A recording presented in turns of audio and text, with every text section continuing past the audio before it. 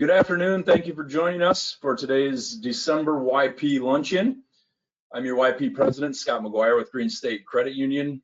Before we begin, I'd like to take a quick minute to recognize our sponsors and thank them for helping make this event possible.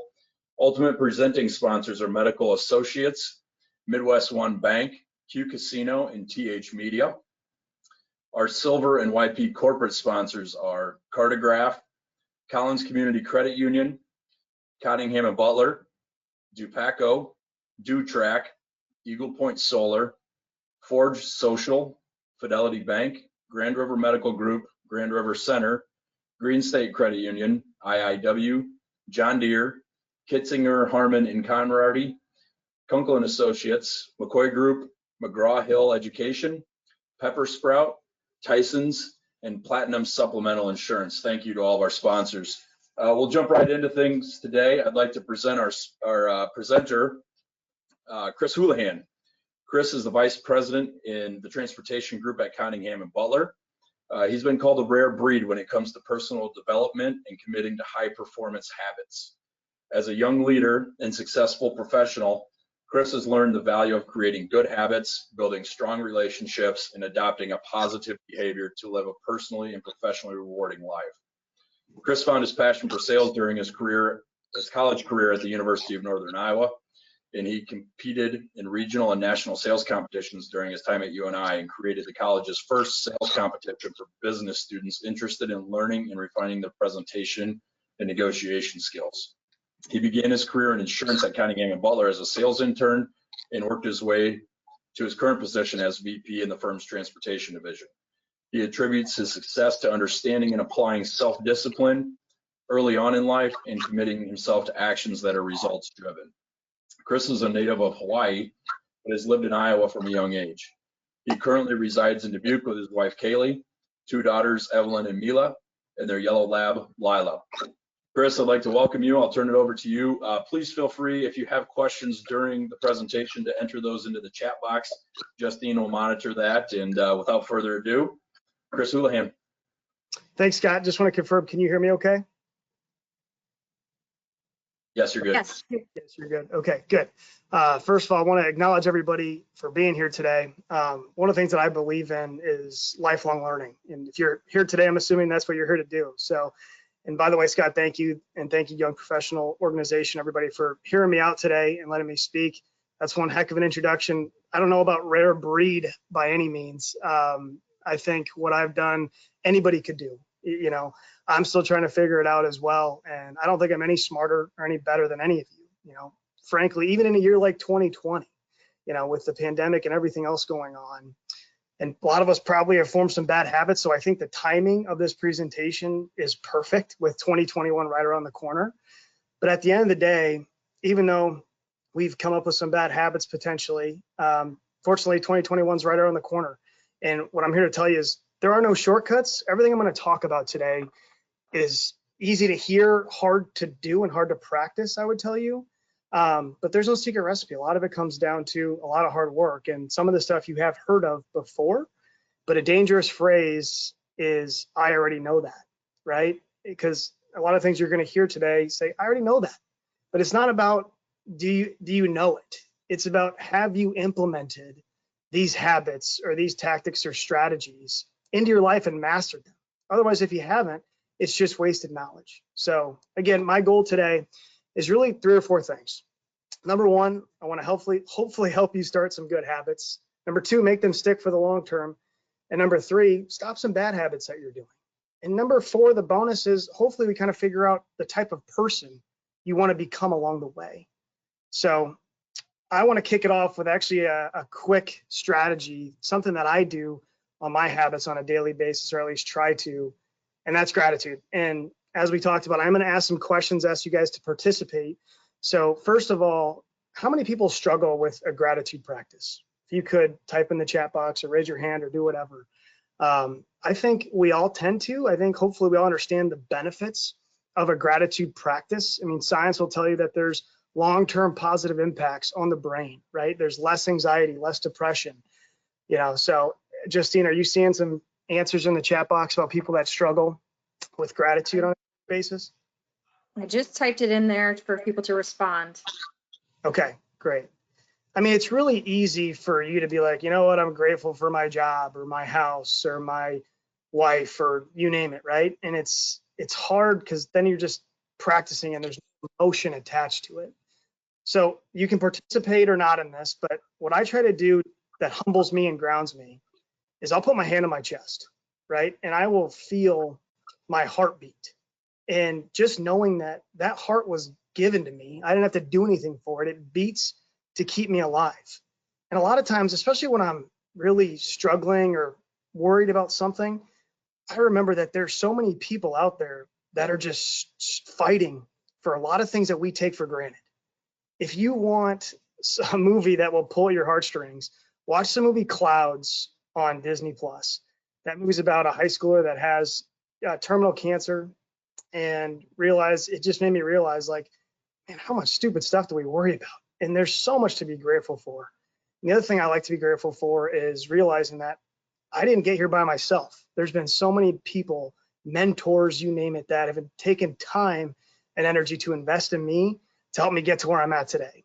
So, and also be grateful for the challenges. A lot of things that you see as negative potentially in your life, try and spin those, right? And figure out how your worst day was your best day.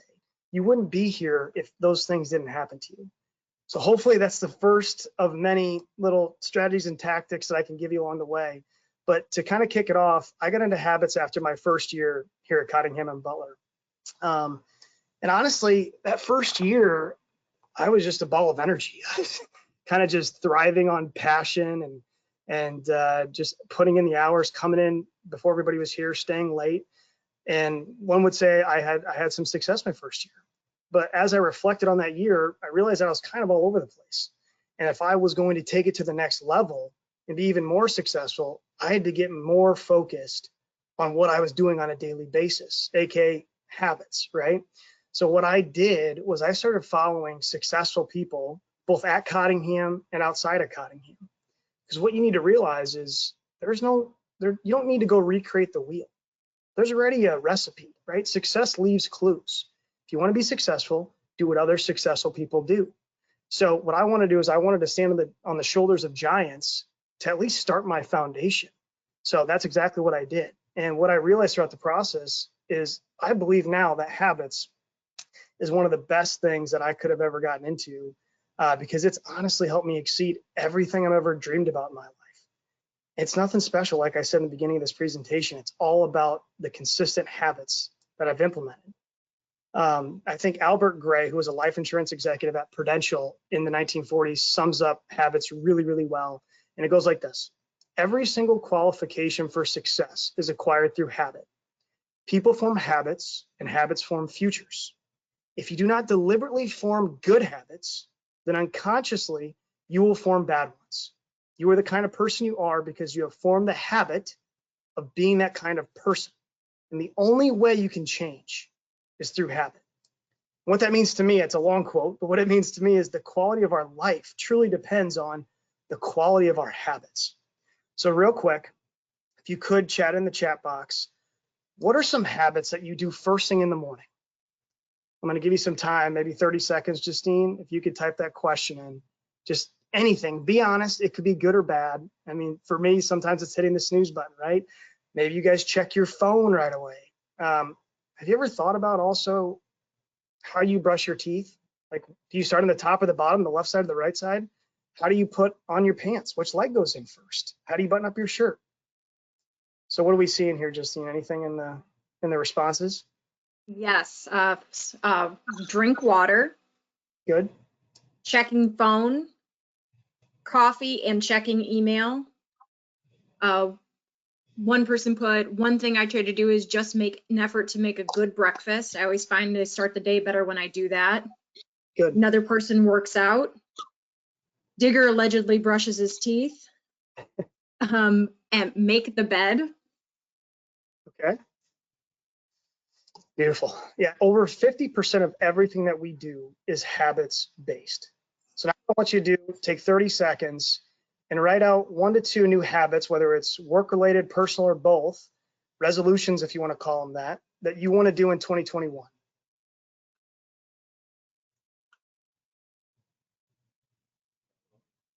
And we're going to kind of reference back to this. So it'd be great if you participate, because when I start giving some of these strategies, I'm going to plug these into the formula of how you can try to start these new habits and make them stick. So if you want to read some of those out as they come through, Justine, that'd be great. And I'm making notes here myself. So. All right. Exercise more. Okay. Visualizing time, journaling time, family time. Plan meals for the week on Sundays. Meditating. Drink more water. No more snoozing, put the phone across the room. Working out and making the bed first thing in the morning before checking the phone. Meditate and prayer in the morning. Make more time for things that make me happy. Beautiful. Thank you for that. And thank you for participating, everybody. Really appreciate it. We'll jump forward here. So I had a video, but I'm just going to sum it up. And basically, how many people can relate to this quote, right, from Austin Powers? New year, new me. You know, how many of us have had this list of these goals or resolutions for January 1 that we want to start, and maybe it's January 15th, maybe it's January 2nd, maybe it's February 1st. But a lot of times we end up right back where we started. You know, everybody knows that we probably should change and make these changes. And they know what they should do, but they struggle to instill these right habits and end up exactly where they were back in 2020, right?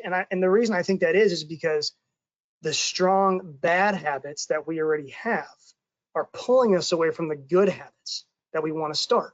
And doing nothing is always easier than doing something. So that's what I think is a big reason for why we always get pulled back and sucked back to the old versions of ourselves. So hopefully we can change that. Hopefully 2021 is a new start where we can all start some new habits and stick to them.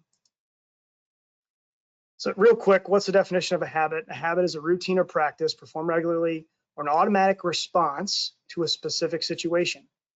Now, the two success lines here, a lot of people think that success is just a straight shot. You know, the reality is it's a lot of ups and downs. We all think when we look at a successful person, all we're seeing is the overnight success, right? You don't see all the countless hours and the time and energy that everybody had to put in to get to where they're at today. I mean, think about Reggie Jackson. Reggie Jackson struck out nearly 2,600 times in his career, right? But nobody talks about that. Everybody talks about all the home runs that he hit and all the clutch, you know, at-bats that he had. How about Thomas Edison? He failed 1,000 times before creating the light bulb on the 1,001st try. So you're gonna fall down, but you got to remember to fail forward if you can, because then you're gonna get back up. And again, habits are very simple, but again, it's putting them into practice, which is the challenge. And hopefully I can give you some strategies so when you fall down, you're able to get back up easier and stay up. Tony Robbins has a great quote that he says, you know, everybody always asks him, what's happiness, or how do I become happy? And his response to that is progress equals happiness. If you can at least keep progressing in your life, that is going to give you that sense of happiness and fulfillment.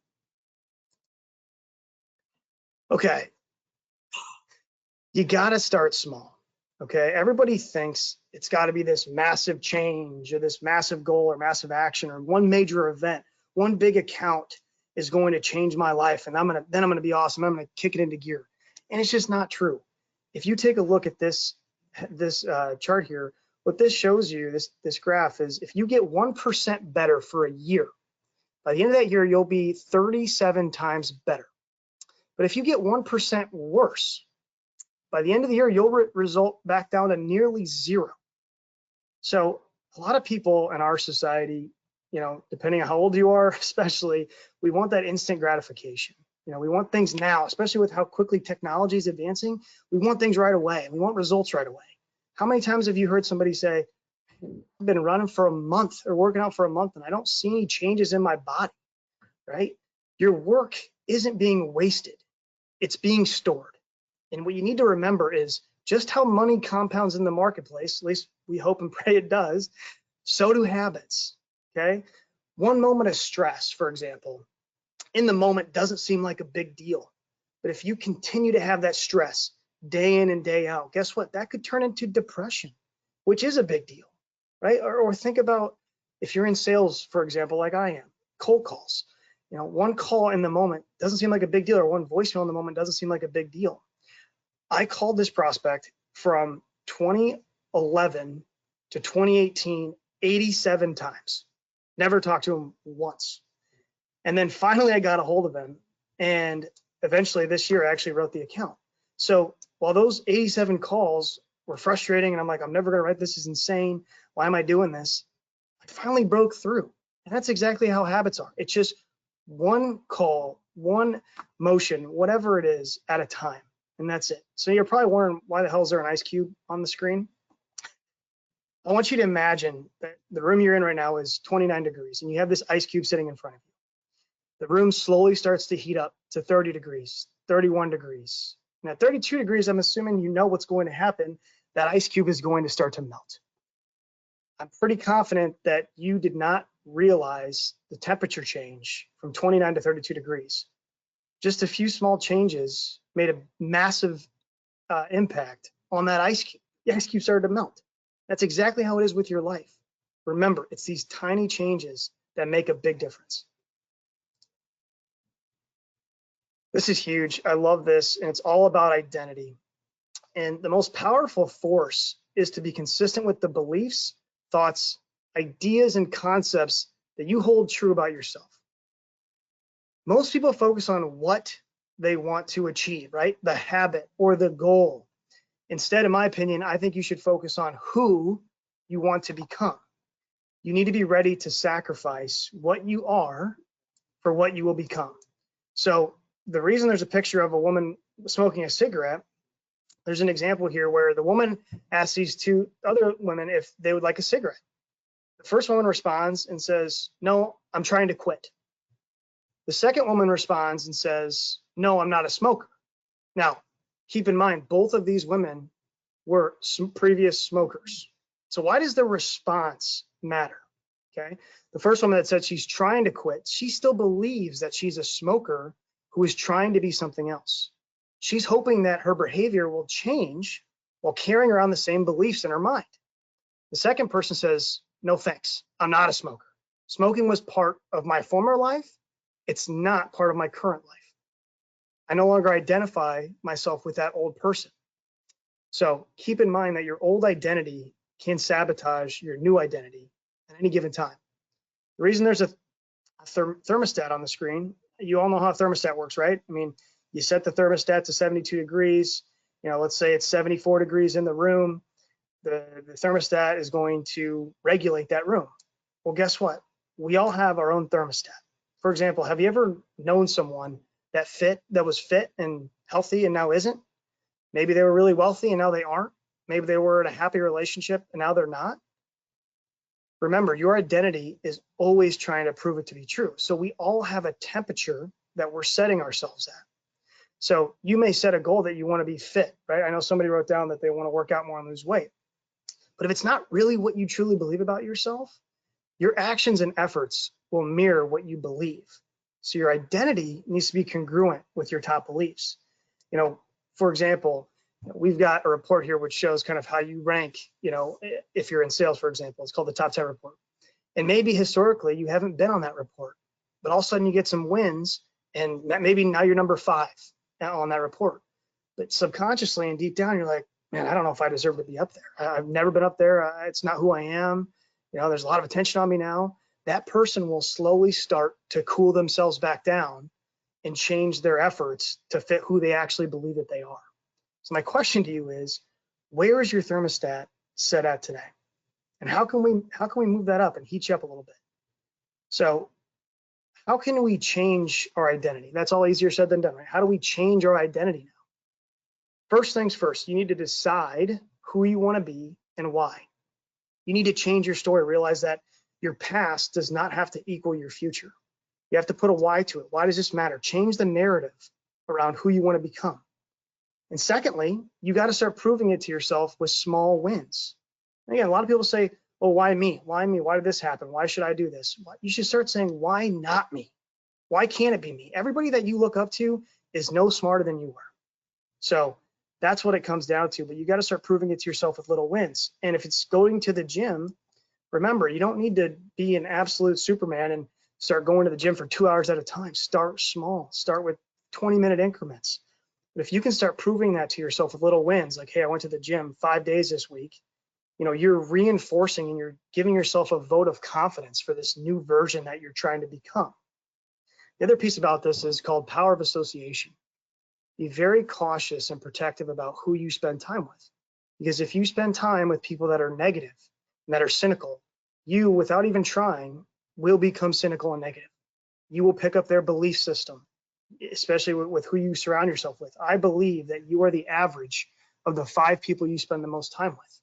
So you got to find people that are doing what you want to do and surround yourself with them, because if they're not, then they're going to try and suck you back down and say, oh, no, you can't do that. That's fine. Just, take a day off. No big deal. Like, eat the pizza, whatever.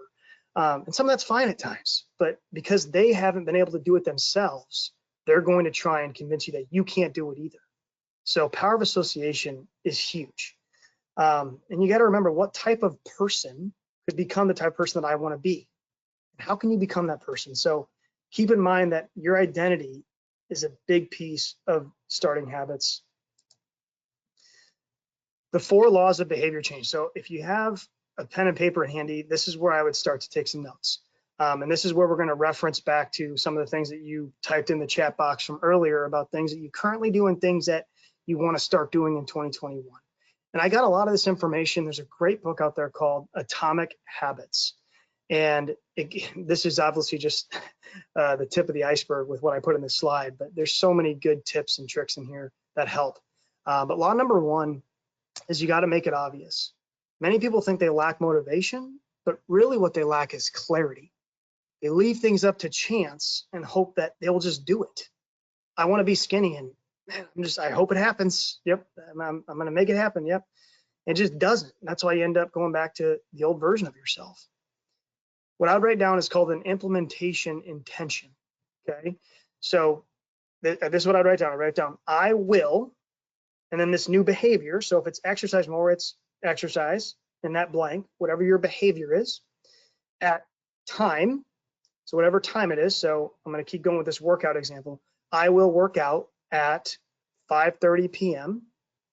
in location. Okay. So it's, I will work out at 5:30 p.m.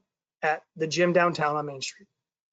You have to make the time and location so obvious that you don't have to think about it. The next thing I would write down is called habit stacking. So the way this one goes is, after current habit, I will new habit. So some of you wrote down some of your current habits. First thing you do in the morning is drink coffee. You make your coffee. So maybe it's, after I make coffee, I will meditate for 5 minutes. Or after I make breakfast, I will read for 5 minutes. Because what you're doing is you're tying those two together now, right? You're tying a current habit that you do with a new habit, and then they will stick together and they will become associated with themselves. So again, to back up on law number 1 again, the first implementation intention is I will behavior at time and location. And then the habit stacking is after current habit, I will new habit. Law number 2 is you got to make it attractive. You got to make this new habit or goal very attractive, that it releases dopamine, makes you excited and gives you good feelings. So there's something called, what I'd write down is temptation bundling. Temptation bundling. And that's pair an action of what you want to do with an action that you need to do. Okay. So maybe you want to watch Netflix, your Netflix series. Okay, that's fine. And you're going to pair it with something you need to do, which is working out. So maybe you get on the treadmill and you set the incline and you walk and watch your Netflix series. Okay, that's called the temptation bundling. Again, pairing an action with what you want to do with something you need to do. Okay, a motivational ritual is doing something you enjoy immediately before you have to do this hard habit. So I was studying to get my CPCU last year, and the CPCU is a very highly regarded designation. There's 8 exams that goes into it. So, and it's all outside of work hours and self-study and take the tests and whatnot. It's pretty challenging, right? Especially with 2 little kids. So what I did was I really enjoy listening to music. I listen to podcasts. So I would do that before I would have to study the CPCU. So then after that, studying the CPCU became associated with listening to music or listening to a podcast. So my mindset kind of changed. I'm like, okay, I get to go do something fun that I love doing, and then I'm going to go do the hard thing next. Again, I wrote down culture on this. You got to be around people that are going to lift you up and that are striving for some of the same things and maybe the same habits that you're trying to implement as well. Law number 3, make it easy. Our real motivation is to be lazy and conserve energy. That's just honestly going back however far you want to go back. I mean, that's kind of what we were built to do is conserve energy, right? So what you need to do is you need to prime your environment and make it super easy. So if you want to start reading more, put your book on the pillow. Somebody mentioned meal prep. You got to get the ingredients, or maybe use a service like a HelloFresh or something, right? That does it for you. I struggle with this because I got 2 little kids, but keep unhealthy food out of the house. Just keep it out of the house, right? Set your gym clothes out the night before, or have them in your car. Put your do not disturb deal on your phone. Delete your apps. I turn all my notifications off on, all my social media, because I was just spending so much time, and it's amazing how much my screen time went down after I just turned off the apps. I don't know if you guys have watched that social media, the Social Dilemma on Netflix, but that was pretty eye-opening for me, and realized how much I was being sucked into this world. But you have to be able to create shortcuts and reduce friction, so you don't even have to think about it. You got to be able to just jump right in, so you just go right after it and make it easy. The last law is make it satisfying. So you got to use reinforcement, positive reinforcement, for any habits or goals that you set up.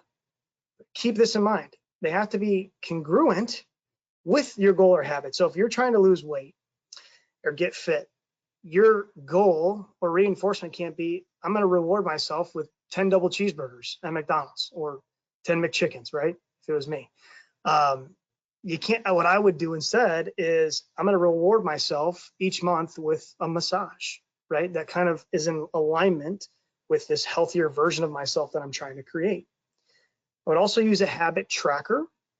Keep track of your habit streak. So every time you do your habit, put an X through your calendar if you have to, right? And it's reinforcing that positive behavior of, man, I'm doing awesome. I'm just nailing it. I'm knocking it out of the park here because I'm doing all these things every single day.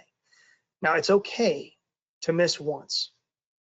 Missing twice, you're kind of starting a new habit. So I urge people, it's okay to take a day off. It's okay to miss once, but try your best not to miss twice, because then it's harder to get back on track, if that makes sense.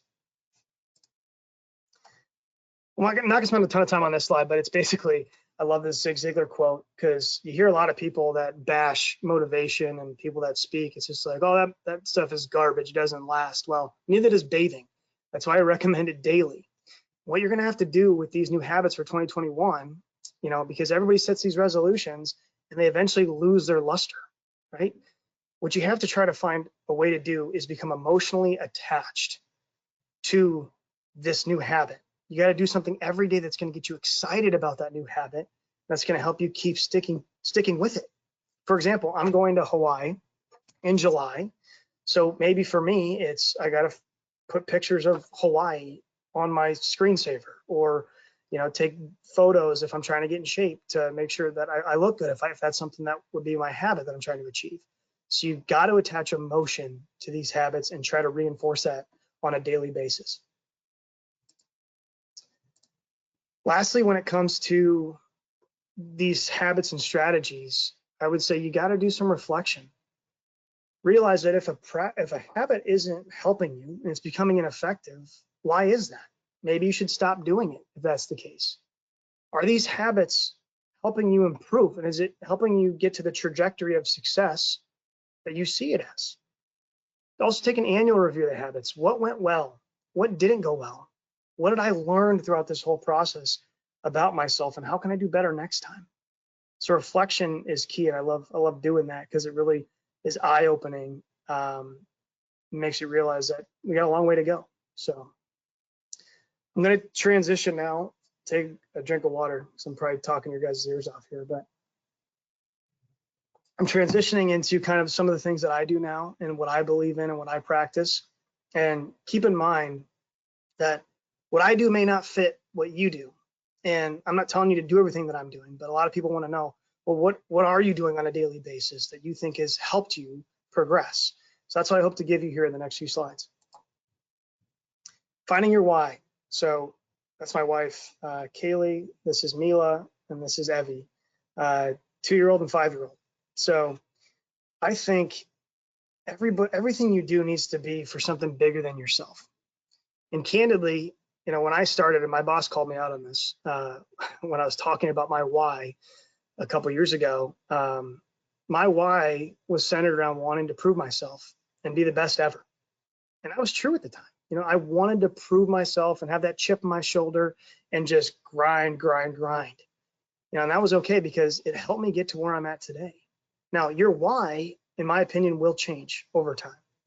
For me now, it's more about family and giving them everything that I never had growing up and creating a life of fulfillment and happiness for them. You know, I grew up in a very middle-class family, and I saw some of the struggles, and I told myself I did not want my family to have to go through that, right? So that really was my fire and my drive.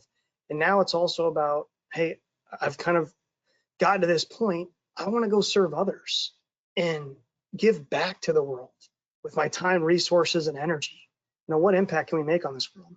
But in my opinion, you need to do something that gets you out of bed every morning. You need to have your why create a fire, because we're never going to feel like jumping right out of bed, even when you don't feel like it. So I'm not sure what that is for you. You know, maybe it's fame, maybe it's money, maybe it's respect, maybe it's family, maybe it's wealth, maybe it's charity, maybe it's spiritual. Everybody has their own why, but you got to really think about it and focus on what that is for you. Because if you're only doing it for yourself, in my opinion, your full potential will never be met. I love this Jim Carrey quote that he has, and it goes like this: I hope everybody could get rich and famous and have everything they ever dreamed of, so they will know that it's not the answer, and it's not where you find fulfillment and happiness. And I couldn't agree more. How many people say, I'll be happy when I get that spouse, or I get that promotion, or I get that house, or that child, or you name it, fill in the blank. Then you arrive at this destination, which I can attest to this. And yes, there is a sense of happiness and joy in that moment, but it fades pretty quickly. And you almost feel a sense of disappointment, right? Because it's not like, now what am I going to do? I guess it's on to the next thing. And what I've realized over time is you really have to fall in love with the process. You got to fall in love with the journey, because I believe we were placed on this earth to make a positive impact on others. The secret to living is giving. Tony Robbins says that better than anybody else. And once you figure that out, you can do more than you've ever imagined. Ed Milet is somebody that I follow. He's got a great podcast and books out there, entrepreneur, very successful person. But he has this belief, and I believe it too, that at the end of your life, you know, God's going to introduce you to the best version of yourself that you could have become while on this earth. And my goal, when I meet that person, I hope that's my identical twin, because my goal while I'm here is to do everything I can to max out this life and try to fulfill my potential. And hopefully that's the same for you guys. Okay, we're going to kind of get into the Miracle Morning. There's a great book out there as well called The Miracle Morning, and it's awesome. And again, don't feel like you have to do everything that I'm doing. You need to make this your own. But a lot of times I hear people say, Chris, I'm just not a morning person. You know, I've never been a morning person. And my response to that is you're a human being, and human beings can be conditioned. So if you're not a morning person now, guess what? You can become one if you want to become one, right? I'm not sitting here telling you have to do any of these things, by the way. If you're happy and content with your life, that is fine. You can keep doing what you're doing, and I'm okay with that. But there's too many people that bitch and complain about where they're at, but don't do things to improve. And hopefully with some of the things we're going to talk about, you can take these things and run with it. So, and again, I think there's just too many high achievers out there that capitalize on their mornings. And I know there's people out there, there's successful people out there that don't, and that's okay. But I think the far majority are capitalizing on their mornings and finding success in them. So what I do is I wake up around 4:45 or 5 a.m. So obviously to wake up earlier, you got to go to bed earlier. I go to bed around 9 or 9:30 every single night. And I'm not telling you, if you get up at 7 a.m., go wake up at 5 a.m. now. That's not going to work out for you. Maybe one day it will, but you're going to burn yourself out. So my suggestion for you on that is, if you wake up at 7, wake up at 6:45. Do that for a week. Then start waking up at 6:30 until you get to a point where you realize, hey, I've just given back myself another hour or 2 hours. But do it in increments. Remember that slide from earlier, you got to start small. And remember, in my opinion, the far majority of people, they make their decisions based on how they feel in the moment. And that's a problem, because how you feel in the moment is almost never aligned with your goals and dreams. You need to learn to separate what you feel from the actions that you take. What successful people do is they make decisions first, then take action. Okay, so if, for example, I say I'm waking up tomorrow at 5 a.m. because I want to do my morning routine, and I wake up at 5 a.m. and I feel like garbage, guess what? I'm getting up because I already made that decision. I'm not going to let how I feel dictate my actions and behavior. So that's a key piece there is don't make decisions based on how you feel. Just take action. The other reason, you saw I've got 2 little kids, right? My mornings are time for me to clear my head. I don't get a lot of that time before everybody's up, and answering emails, and you got clients and everybody trying to call you and whatnot. Gives me a chance to clear my mind. I don't answer any emails or check my social media. In my opinion, if you do that, I know some of you mentioned that you check your phone. What you're doing is you're relinquishing control of your day, right? And you're letting the day run you versus you running the day. By the end of all this, what I'm going to talk about in my mornings, at the end of it, I've built so much confidence by 8 a.m. because I realize what I've done before 8 a.m., most people don't do in an entire day, right? So again, what I do is I wake up around 5 a.m. I try not to hit the snooze button. I'm not going to lie to you. I do hit the snooze button sometimes. I drink a large glass of water, 20 to 30 ounces of water with apple cider vinegar. It's disgusting, but apple cider vinegar has a lot of health benefits, if you know that. One of the first things I do is I pray and I thank God for another day. When my feet hit the ground, I just say, thank you for another day to be on this earth and to go attack it and to have a lot of these blessings that you've given me. So I spend about 10 to 15 minutes doing that. And then I meditate and do breathing exercise. And I could spend a whole 30 minutes talking about this, but some of you mentioned that you want to meditate more. And I could not tell you how beneficial that has been in my life, and along with breathing exercises. And it's because we're in a fight or flight mode most of the day, okay? And what that does is that puts us out of homeostasis, right? Our body literally physiologically is out of homeostasis when in that fight or flight mode. You're putting out fires all the time, and guess what? No organism can avoid disease if they're always in a state of anxiety. So a lot of the diseases that we bring on, I think we bring on ourselves because we're always in this state out of alignment and out of homeostasis. So doing meditation and breathing practices really helps me calm down and tell my body and mind that I'm in control and I'm not going to let you run me, right? So that's huge. After that, I walk the dog. I try to get some fresh air and connect with nature. And we already talked about my gratitude practice that I also do. I do that right after that, where I just focus. 1 in 400 trillion. That is the chance of becoming a human being. 1 in 400 trillion. And you've won the lottery, just knowing that you may not even be here if certain things didn't line up and you didn't win that initial race, right? You could have been born in Nigeria without limbs, with cancer. You name it. Like, you've been given a gift.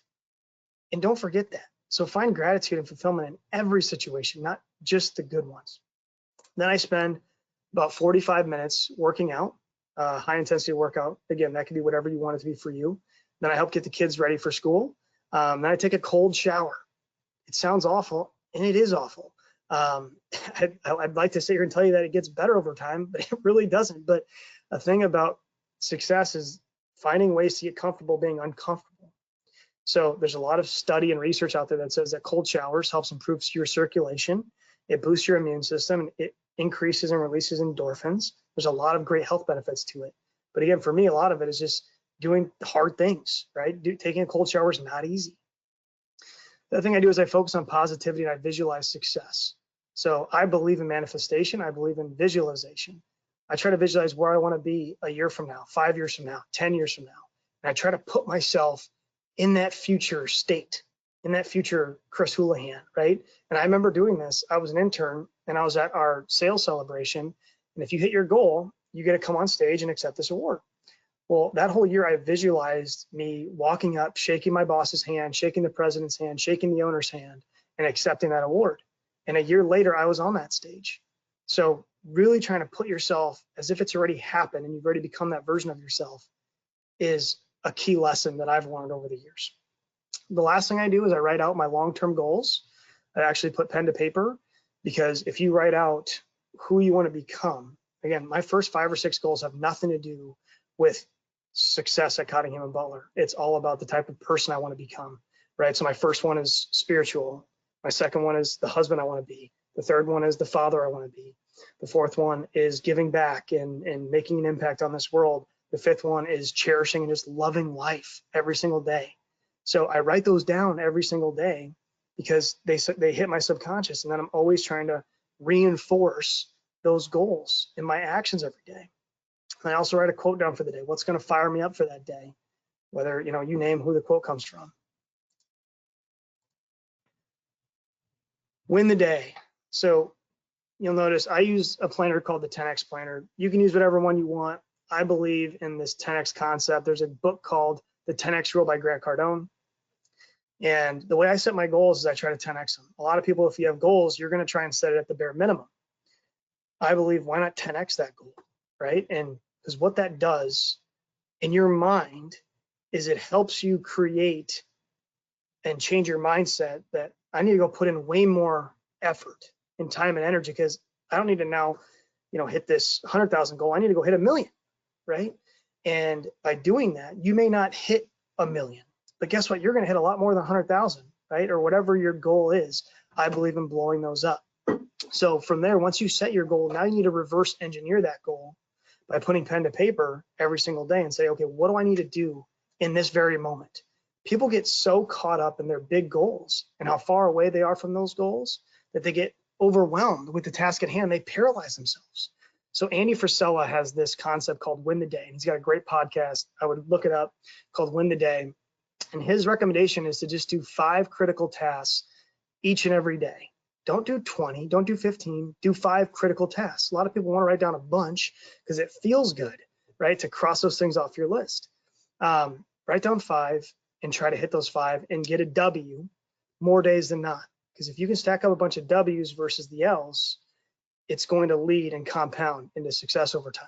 Another thing that I do is I plan my next day before I leave, or shut down my day if I'm working from home.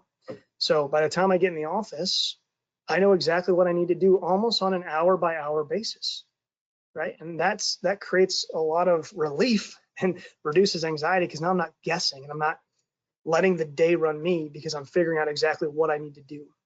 On Sundays, it doesn't have to be Sunday, it can be whatever day you want. I take an hour and I plan out exactly what I want to accomplish for that next week. What are my top priority objectives that I want to get done for that week? And where am I at with my long-term goals for the year? How close am I making progress towards those? But again, I revert back to those priority objectives for the entire week, and I use that to plan my day the next day. So, okay, what did I not accomplish on my priority objectives for the week? Okay, I'm going to place those out there for my next day. And then I come in at 8 a.m.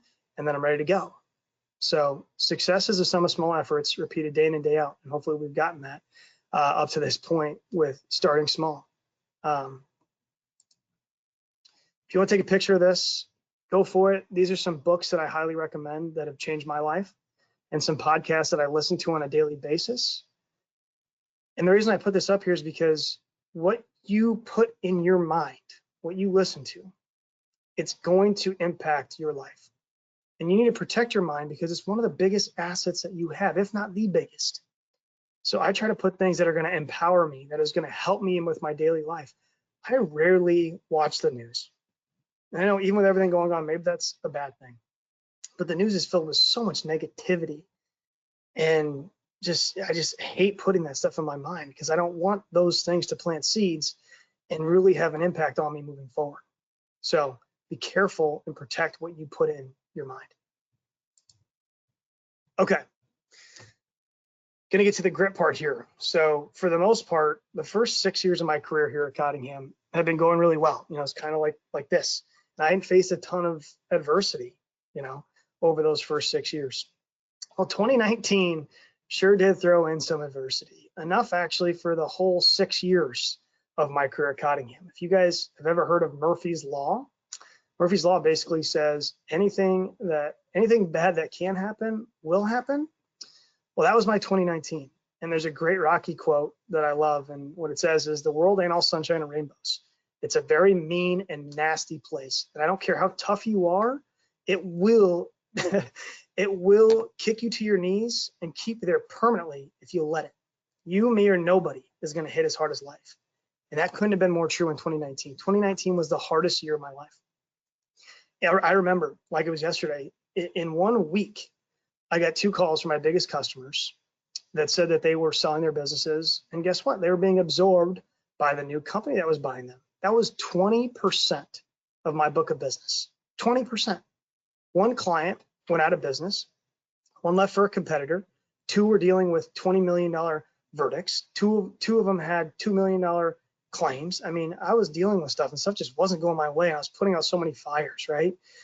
And on top of all that, I come to find out that I have something called hyperthyroidism. So I've been losing weight, not a ton of weight, but enough weight over the past year where people are like, what the heck's going on? Like, you're losing all this weight. Are you okay? I went to multiple doctors and tried to figure out what the heck was going on. And nobody could tell me until I finally had these patches of skin depigmentation. And I go and find out that it was vitiligo, which is a loss of the pigmentation in your skin. That was like my worst fear, right? And it wasn't good for me either because I already overthink things and I'm kind of a hypochondriac. So it just was not a good time for me at all while I was dealing with all this. Now, I'm not telling you all this to feel bad for me. I'm telling you this because I don't want to sit here and talk about all the success and everything, because this is real. We all face challenges. I'm sure you guys all face challenges all the time, and you've all dealt with things, that are hard like this, right? So I'm just trying to get vulnerable with you to be real. But these things all sucked. But what was worse is I compounded the pain.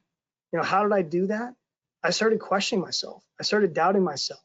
I started valuing other people's opinions more than my own, right? And these weren't even other people's opinions. These were what I perceived in my mind to be their opinions, right? Oh, what happened to Houlihan? Oh, he's not on the report anymore.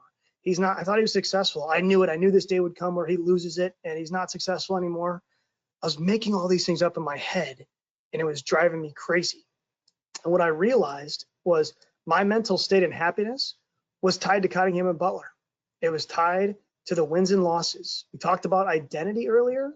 My identity was wrapped up with wins and losses, and it wasn't the right thing, right? And there's nothing wrong with that, but I was making it my sole focus, and it was affecting other aspects of my life, right? I was arguing with my wife, being short with my kids, not wanting to see my friends as much, hating on other people's success.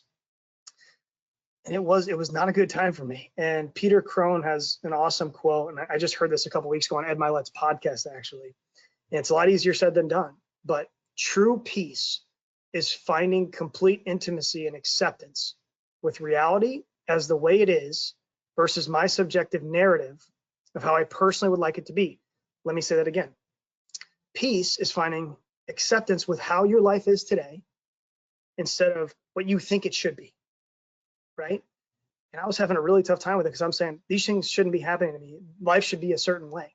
And I'm not telling you if your life is in shambles that you just accept it and not do anything to change. All I'm saying is we need to find peace in the moment and realize that life is the way it is because it is. And it's happened the way it is because it is. Life happens for us and not to us. I had to remember that.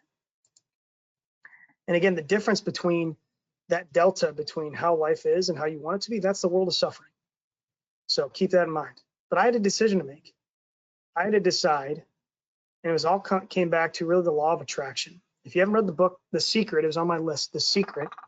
It's a great book. I highly urge you to read it. But basically what it boils down to is the universe hears you, or whatever you believe in. If you have these thoughts of, man, nothing ever goes my way. I'm the most unlucky person. I never win. I can't lose weight, right? The universe hears you, and it's going to give you those answers back.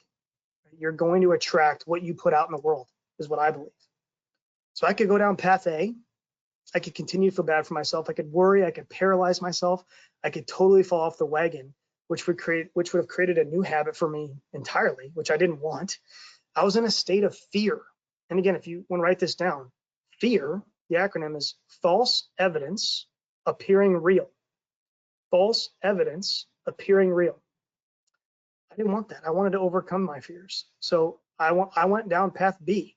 I realized that I had to change my story and get back to the person that I knew I was, right? I had to realize that life's about how hard you can get hit and keep moving forward, how much you can take and keep moving forward. If you guys caught that, that was the end of that Rocky quote. Failure isn't permanent. I realized that this is a marathon. This is not a sprint. And I was treating it like a sprint.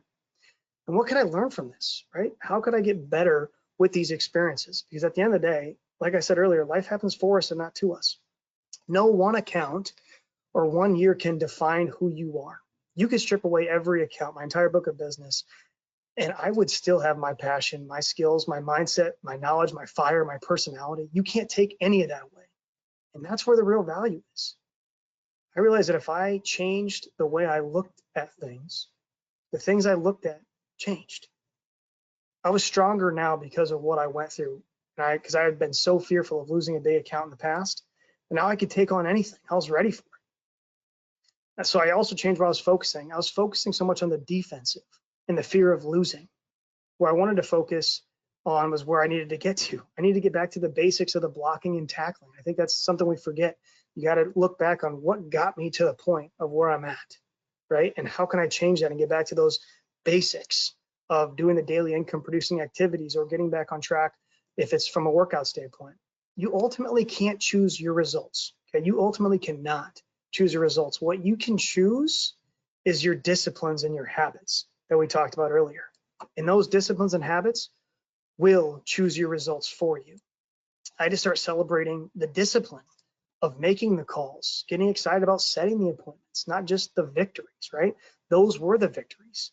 I had to control the controllables. I can't control if a customer sells. I can't, control, if somebody goes out of business. Everybody thinks the formula is the event happens, so now that's the outcome. Oh no, I lost a big account, so my life is over and I'll never be where I was, so I should just give up. No, the formula is the event plus the response equals the outcome. Now something happens, something bad happens, great. What am I prepared to do now? Oh, I lost 2 big accounts, fine. Let's go get the next one. What you do at the plateau will determine your future. And because I was able to reflect on this and change my mindset, outlook, and focus, I was able to land the biggest account that I've ever landed in my career. And it helped me finish positive for the year versus negative, right? I decided that I was going to burn the boats. If I want to take the island, I was going to have to burn the boats and give all out massive action. And that's exactly what I did. I believed in what I was trying to accomplish and got back to the basics and ended up finishing strong. Now, if you would ask me that in August, I would have told you this is the worst year ever. But come December, it turned around. And it's because I went through what I did. And the other thing is you got to keep your promises to yourself. You may say something like, if you're trying to work out or whatever, you say, you know what? No one else knows. No one else knows what this goal I have. And if I skip one day, it's not a big deal. But guess what? You know. You still know, right? And that shouldn't matter to you because you're the most important person in your own life. You know. So last night I had a good example. I told myself after I brushed my teeth at 7 p.m. that I wasn't going to eat anything from that point forward. And my kids were eating popcorn and cheese balls and everything. It was super hard to not eat those cheese balls because I love them. And but I knew that if I did that, I was going against the promise that I made to myself. And the fact that I didn't, it just reinforced confidence, and I felt better about myself afterwards. One of the last slides here, and we're about wrapped up, is that no one that has ever been successful has done it alone. You need a team that's going to support you. You need people that you can reach out to. I had mentors that I talked to, that I called all the time, that picked me up when I was down and helped me realize what was really important. Had I not had them in my life, I don't know where I'd be today. So you got to be okay and not afraid to ask for help, because that's what we all are here for, is to pick each other up and to help each other get better. All right, I'm going to see if I'm tech savvy enough to do this, Justine. I'm going to end on this video. I love this video. Hopefully you guys enjoy too.